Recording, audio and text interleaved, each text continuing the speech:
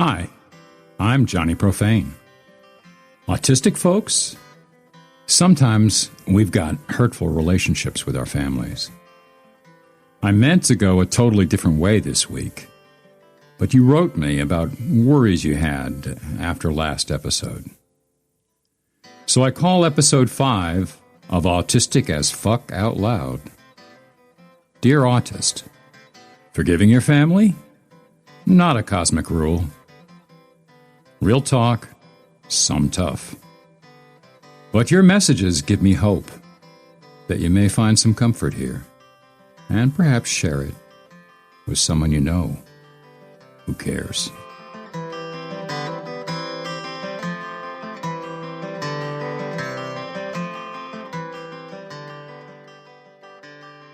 I don't forgive my family or seek their forgiveness for anything.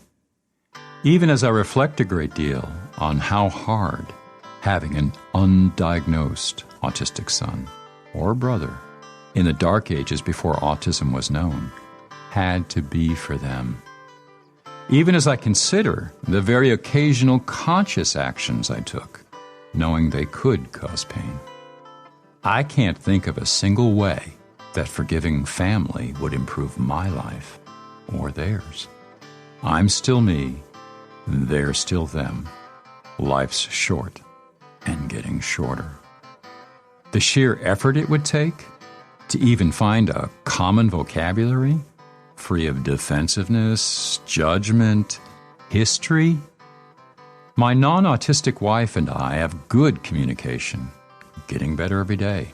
But we put in 10 years of hard work to make it so because we respect and admire each other that much.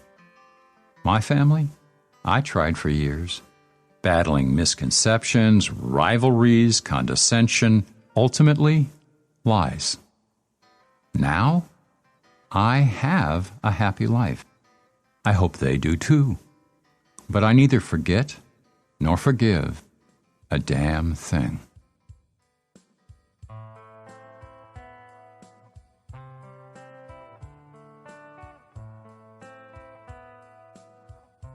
Forgiving abusers, like some therapists, pop psychologists, and self-help gurus insist upon? Not a cosmic rule. I've blogged about how I revealed to my first therapist that my father molested me, speaking haltingly, in tears, struggling to stay present and not dissociate from pain and shame this time. And how she skillfully brought home to me the impact of those life-changing events. We shared, we cried, she passed the Kleenex box. But I left out one part in my post. Moments later, I'm still reeling, vulnerable, processing the shattering admission. She purses her lips, looks tenderly thoughtful, then cheerfully says, "You've spoken your truth. Now you must forgive him." Then she added, "The nuclear-powered kicker, or you'll never be whole." What a tool. First off, I needed to get angry, really angry, at him and all the folks who didn't protect me from him. Because I'd never allowed myself to admit what happened, much less be consciously angry, as much as I may have acted out in destructive ways. You know, what abuse victims do? Then, I needed time. In my case, acres of time to find out what I was going to do with my life, free of the burden of my extraordinarily confused feelings toward him and everyone who simply watched. I needed support because being doubly disabled with autism and incestual abuse trauma, I couldn't function. Emotionally, socially, financially, and I needed to live, or rather find a reason to finally make a life over choosing the easier alternative, the knife. With all that imaginary healing behind me, maybe then, maybe, we could talk about forgiving him.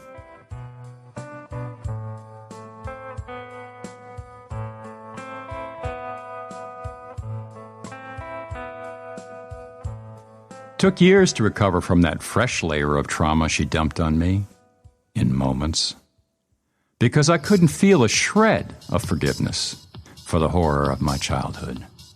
So I got more guilt, more disappointment, more failure, and a bill for psychotherapy. It took 7 years and hospitalization for suicidality before I trusted another therapist after that one session. Listen, I'm not wasting your time with just one autist experience. There are great parents out there supporting their autistic kids. And there are great parents out there trying everything they know how to support them, even if they're being told the wrong ways. But there are boatloads of autistic adults who are nowhere near forgiveness, still just recognizing and dealing with their justified anger. Forgiving someone who has hurt you? A human social nicety, largely based on religious dogma, which ultimately serves the needs of the abuser and the smooth functioning of social commerce for everyone else. There is no proof it benefits a victim in any way. But the guilt the victim feels from the social demand to do the impossible, forget the pain, and move on, that can be irreparable harm. Even if you examine the supposed research that indicates forgiveness is good for your health or whatever, first you'll see the supposed benefits vary wildly by the extent and duration of abuse. And averaged results merrily mix extreme physical, sexual, and emotional abuse with more common forms of abuse. So they get a lower average. Second, the research validity sucks. Bonehead errors, like meaninglessly lumping forgiving oneself with forgiving abusers, as if they aren't totally different issues. As far as I can see, this sloppy research serves to make everyone feel better, except the victims. To forgive or not, a decision every individual makes for themselves.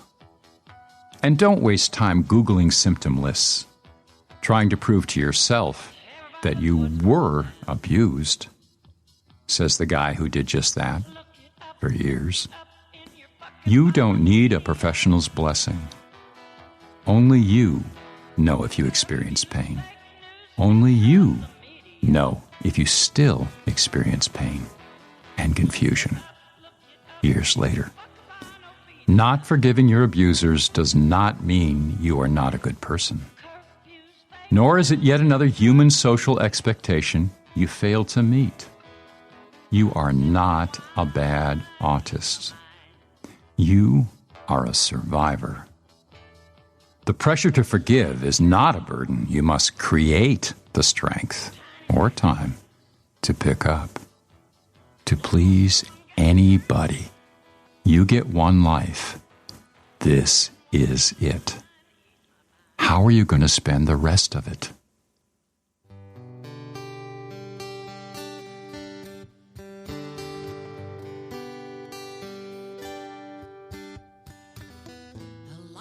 I divorced my family 10 years ago. Best decision of my life. After 6 decades trying to gain their approval and avoid their pathological narcissistic disappointment, and surviving physical, verbal, mental, and sexual abuse at their hands.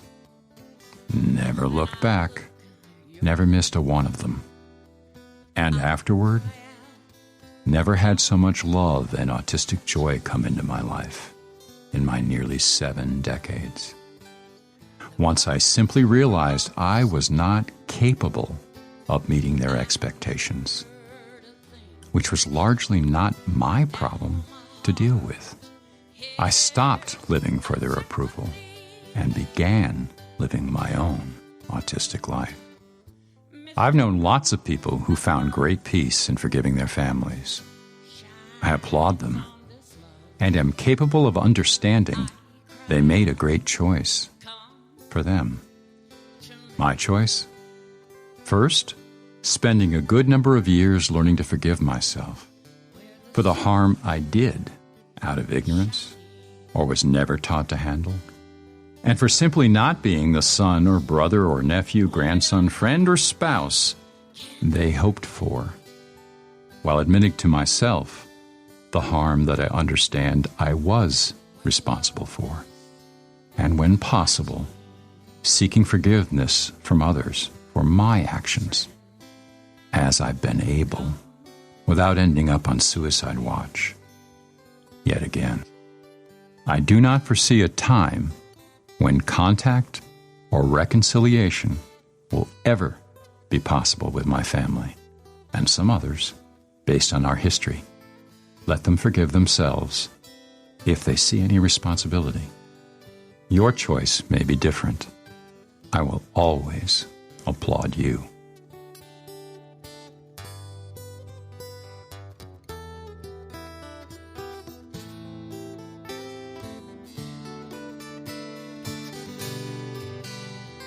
Maybe you noticed, a lot of Autistic as Fuck Out Loud episodes come straight from messages from folks like you.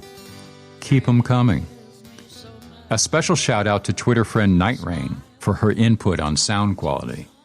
She's a 25-year-old autistic artist. Check her out. Each episode, I answer one personal question. Here we go. Yes, my wife and I live separately, near each other. But it's hard for me to maintain independent action around other humans. I lose focus and tire easily. It takes so much energy for me to communicate in real time. Thank God for recording. So I spend the majority of my time alone, as much as I love Kimmy's company. Another short episode in the next few days. Autistic masking as performance art. Want to know more? Check out my posts, paintings, poems, music, and politics at www.autisticaf.me. And if you enjoyed this episode, please share it on social media. Better yet, just send it to a friend.